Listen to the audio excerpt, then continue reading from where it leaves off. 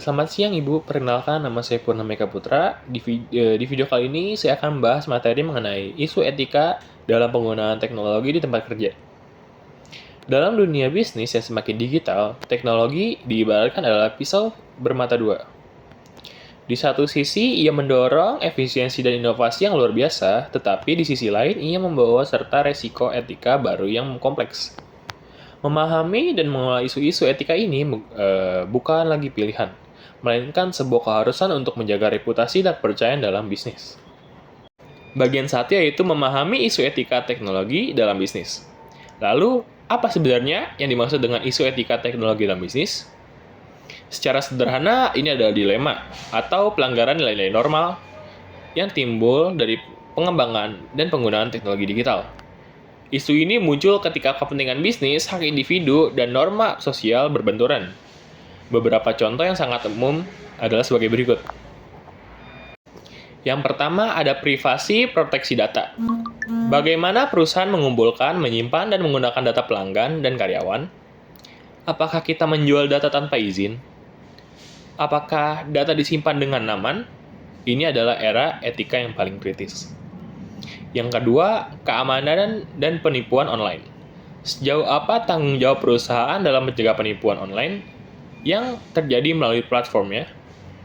Apakah sistem keamanan sudah memadai untuk melindungi aset digital suatu pihak? Dan yang ketiga, ada penggunaan software ilegal. Apakah perusahaan menggunakan perangkat lunak berlisensi atau malah menggunakan software bajakan?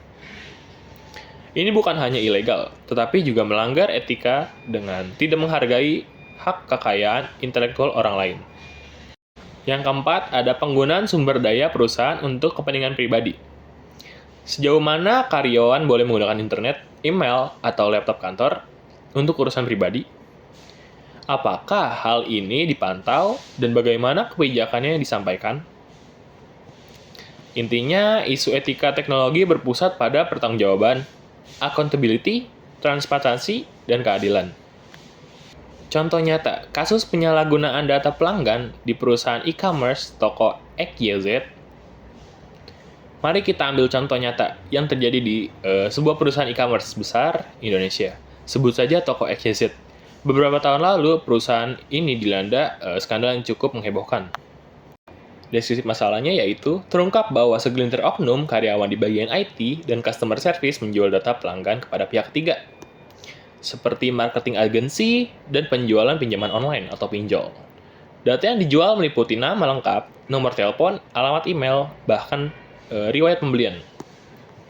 Bayangkan saja, setelah belanja di toko XYZ, pelanggan kemudian dibombardir dengan telepon dan SMS penawaran yang tidak diminta. Ini adalah pelanggaran etika dan privasi yang sangat serius. Yang kedua, ada dampaknya. Apa sih dampaknya? Tentu saja kepercayaan pelanggan terhadap toko XYZ anjlok. Banyak komplain bermunculan di media sosial, perusahaan tidak hanya menghadapi kemarahan publik, tetapi juga ancaman sanksi dari OJK atau Otoritas Jasa Keuangan, dan Kementerian Komunikasi dan Informatika atau Kominfo, karena melanggar prinsip perlindungan dan konsumen. Bagian ketiga yaitu penanganan perusahaan dan langkah ke depan. Lalu bagaimana toko XYZ menangani krisis ini? Tindakan apa sih yang diambil perusahaan? Contohnya satu, respon cepat dan transparan. Toko XYZ mengeluarkan pernyataan resmi yang meminta maaf dan mengakui adanya kebocoran data. Dan mereka berjanji akan menyelidiki secara internal. Yang kedua, tindakan disiplin. Perusahaan melakukan audit internal dan mengidentifikasi oknum-oknum yang terlibat. Mereka kemudian dipecat, eliminasi, dan proses hukum mulai dilaksanakan. Dan yang ketiga, ada perbaikan sistem, yaitu toko XYZ berinvestasi besar-besaran pada penguatan sistem keamanan cyber dan menerapkan prinsip least privilege access, di mana karyawan hanya bisa mengakses data yang benar-benar dibutuhkan untuk pekerjanya saja. Dan yang keempat, ada edukasi internal. Mereka mengadakan pelatihan wajib bagi semua karyawan tentang pentingnya etika dan perlindungan data pelanggan. Tindakan-tindakan ini adalah langkah perbaikan yang baik. Namun, berdasarkan kasus ini, Berikut ini adalah perspektif saya tentang apa yang harusnya dilakukan perusahaan untuk mengelola etika teknologi secara lebih efektif dan bertanggung jawab ke depannya.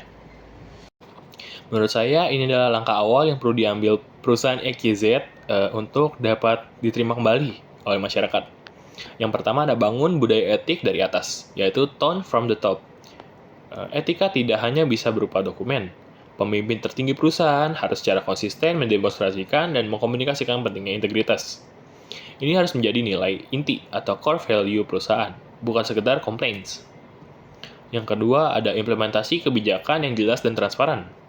Perusahaan perlu memiliki kode etik teknologi atau code of ethic yang spesifik, mudah dipahami dan wajib disepakati oleh setiap karyawan. Kebijakan ini harus jelas mencakup privat data, penggunaan aset IT, dan konsekuensi pelanggarannya. Yang ketiga, yaitu investasi pada teknologi dan audit berkelas. Lindungi data dengan teknologi canggih seperti enkripsi dan multiple factor authenticator. Lalu, audit keamanan dan etika IT secara rutin oleh pihak internal dan eksternal untuk menemukan celah sebelum dimanfaatkan oleh pihak yang tidak bertanggung jawab. Yang ketiga, membuka saluran pelaporan atau whistleblowing system. Sediakan saluran yang aman dan anonim jika karyawan untuk melapor perilaku yang mungkin tidak sesuai etika tanpa takut akan pembalasan. Ini adalah sistem deteksi di sini yang sangat efektif lah. Kesimpulannya yaitu teknologi adalah alat yang powerful, tanggung jawab kita lah sebagai perilaku bisnis untuk menggunakannya dengan bijak dan etis. Kasus toko XYZ mengajarkan kita bahwa kepercayaan pelanggan adalah aset yang paling berharga, tapi sangat rapuh. Dengan membangun budaya etik yang kuat, didukung oleh kebijakan yang transparan, dan teknologi yang aman tentunya, perusahaan tidak hanya akan terhindar dari skandal, tetapi juga menciptakan fondasi yang kokoh untuk bertumbuh dan berkelanjutan, dan bertanggung jawab di era digital. Sekian pembahasan materi saya hari ini. Terima kasih dan sampai jumpa.